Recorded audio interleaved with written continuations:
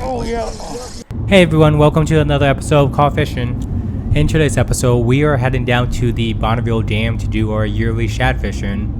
So this is kind of a special event in the year. Every year around June-ish, the shad will come in through the Columbia River and pass to the Bonneville Dam. And the dam is a great place if you want to just go and catch a bunch of shad from shore. Alright, so the first question you want to ask is, when is the best time to go? The month of June is usually the prime month, but to know when it's best to check the count on the Bonneville Dam website. I'll put a link to the website in the description below, but once you're at the website, go ahead and click on the Choose a Species drop down, select Shad, and once you do that, click Submit, and you'll be taken on to the next page, which is a plot. So this plot shows the count of shad that's going over the Bonneville Dam during pretty much the month of June and a little bit of May and afterwards. So as you can see here, the high period for them is around first week of June till the last week of June. The best time to go is when the count is over 100,000. So this happens usually on the second or first week of June and all the way up until the last week of June. On these days where the counts are over 100,000, those are the days where you're pretty much guaranteed to catch non-stop. So that's why they're my preferred time frame to go. But you can always go early if you want to catch them with the early shad and you want to grind it out for a little bit. And as you can see here, this year and the last year have been great years for shad return, numbered in the millions overall. You can see some days the return reached over 400,000. Currently, for the regulations, you can keep as many shad as you want. There are no limits on them, but of course only keep the ones that you are going to use. So a lot of people don't like eating them because they're really bony, but in my opinion they actually taste really good. Nice white meat. What I like to do is I like to throw them in the pressure cooker to cook them until all the bones are nice and soft, so you don't have to worry or deal with any of that. They also make great crab baits if you want to stock up on that, or for even sturgeon baits. Alright, the next topic is what rig to use when you're going shad fishing. So this is pretty simple. The rig to use is pretty much a fish finder rig or three-way rig. All you want to do is tie a leader I like a long leader, so about 4 to 5 feet. And put on a weight that's anywhere from a half ounce to an ounce, depending on how strong the currents is or wind. You do want a good amount of weight in there so you can get it out. Technically, you can catch them right up next to shore, but to give it more time to drift over the hot spot, then I would recommend having a heavier weight so you can really get out there and give yourself a longer period of drifting.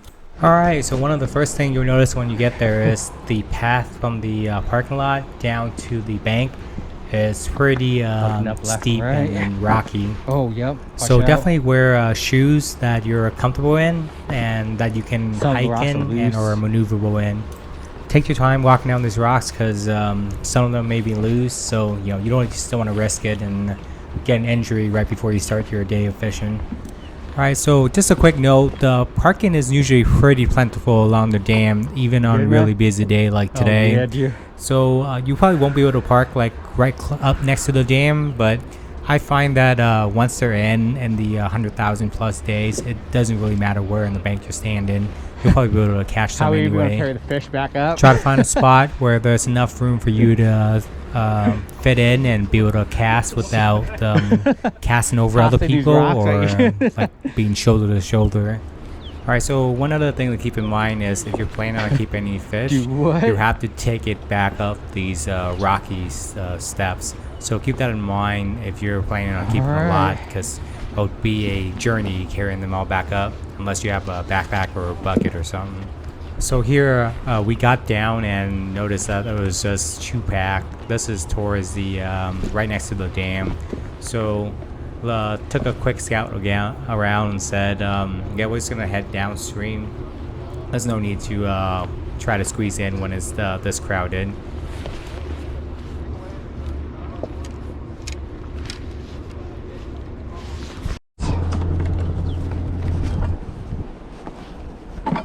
Alright, right here is a much better spread. Actually some room to come in and cast without casting over other people. Such a hazard every time. Yep, again, be careful on your way down. These rocks are pretty dangerous.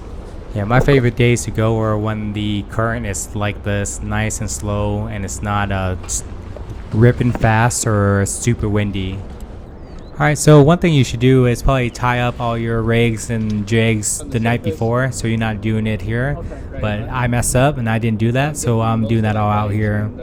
You want to tie up a good amount of them because you're definitely going to be losing a lot. As you can see, it's really rocky right here and it's just snag city everywhere.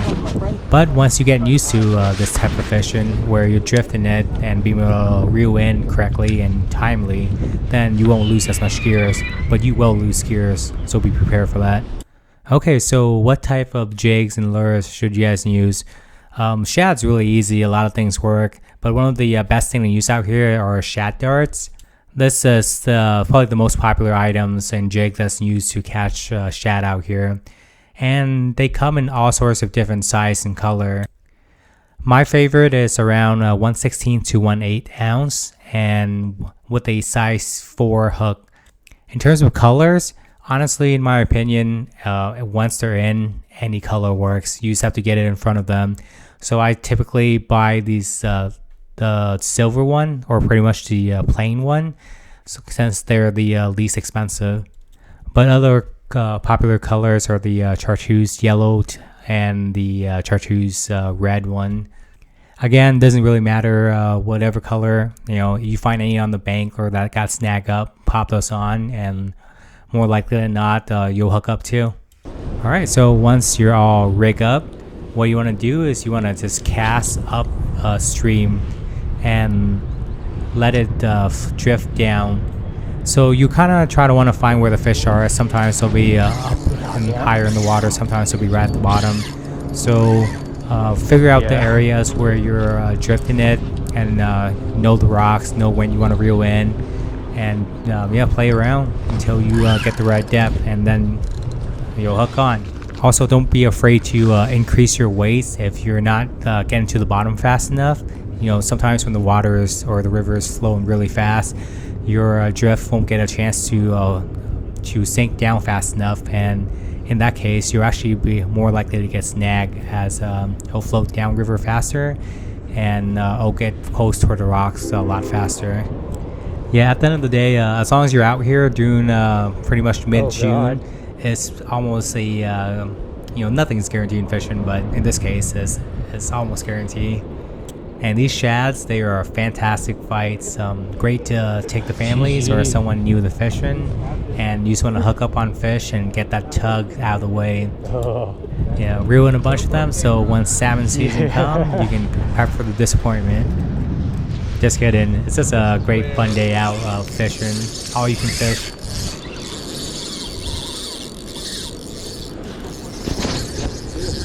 Yes, sir.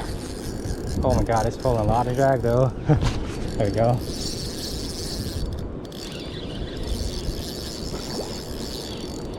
Oh, I thought I was a snag. This guy's a hard fighter.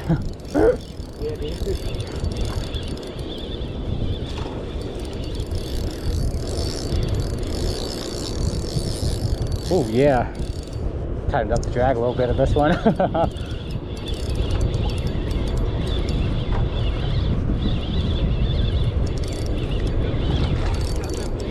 Oh, yes, sir.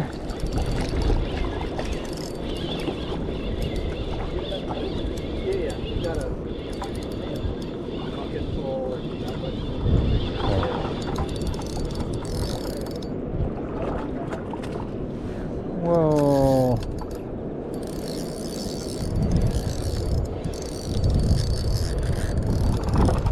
Oh, this guy's so strong. The top of the head and then pinch the gills.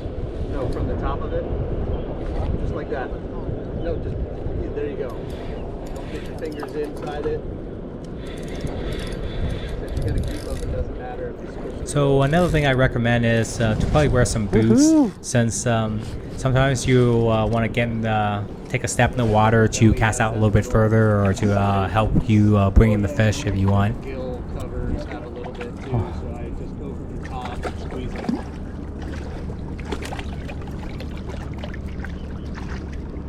Okay, that was a good fish.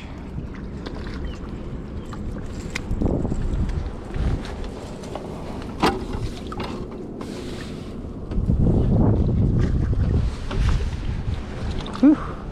All right, number 2. Oh no, this guy's in the corner hole too. Yep. Huh? Oh, it's okay, it's okay. I think I'm good. I think it's okay. GG.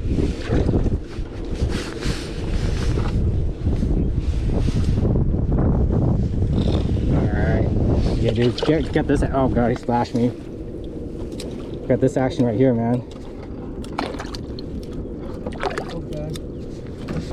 So windy. Yeah, this is gonna need a ton more weights. Man, I should have used a yellow line too. I can't see my line. Another tip that I learned today is to use a yellow line or different color lines if you can instead of the typical clear lines. Since you're using a leader anyway, your line color doesn't matter for this fish. Yeah, they're way down there, man. You gotta let them float all the way to the bottom. Yeah. Yeah, don't reel it in as it's floating down. Only reel it in once it drifts down. Yeah, let it sink deep. But not too deep.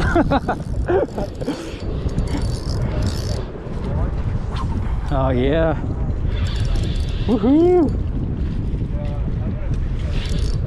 Oh man, these guys, always a fun fight, man. We have a nice little landing pad right here, so that's pretty nice. We have a nice little landing pad right here.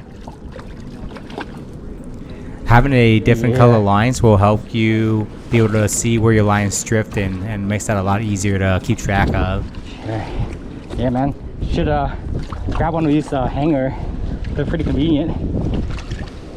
One item I really like is my stringer right here. It makes it really convenient to string the fish.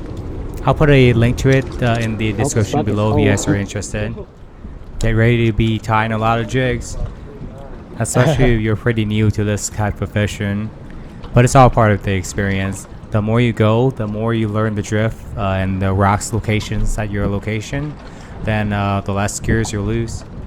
One of the great thing about this type of fishing is since they're so plentiful and everybody's able to hook up onto them, you meet a lot of friendly folks out here, even if it's shoulder to shoulder fishing.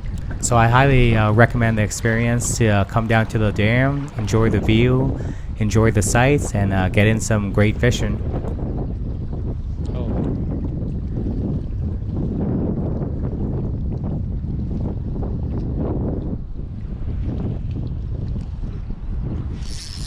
There we go. Been a while.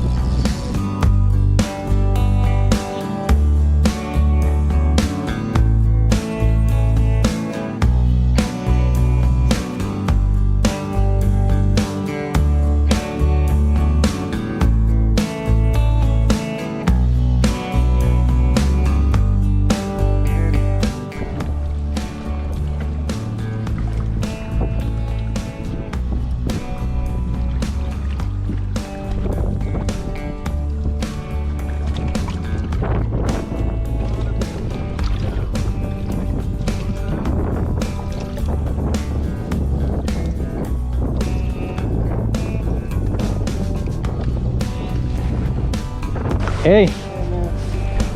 All right, let me hook you up, man. Yeah. How much you gonna buy? Oh no, no worries, man. Can I get like 2 or 3 in that case? Yep. I'm not paying for that. I don't want to take. There you go, man. Thank you so much. Yeah, no worries, man. I really appreciate it. Yeah, no, all good, man. Good luck out there, man. Thank you for you as well.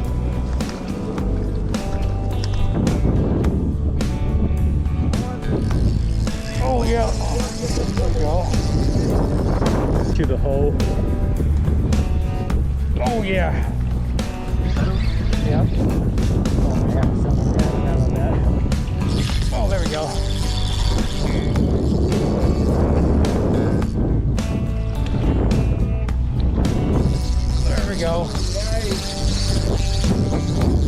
bucket.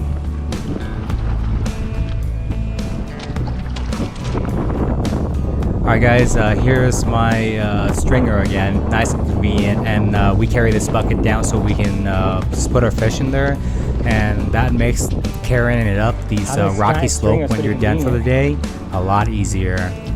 You don't want to try to be carrying those fish just with your hand, especially when you're trying to balance on these rocks. Oh,